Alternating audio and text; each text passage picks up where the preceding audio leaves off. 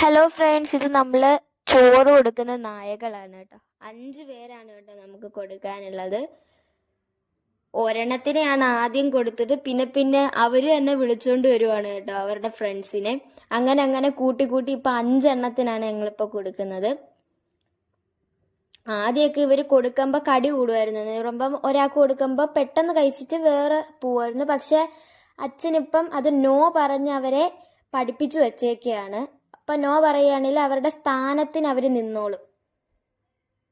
ഒരു പ്രശ്നവുമില്ല, നല്ല രീതിയിൽ കഴിക്കുക എല്ലാം ചെയ്യും. ഒരു നല്ല രീതിയിൽ അനുസരിക്കുന്ന നായകളാണ് കേട്ടോ. അപ്പം ഇത്രേ ഉള്ളൂ ഇന്നത്തെ വീഡിയോ. ബൈ.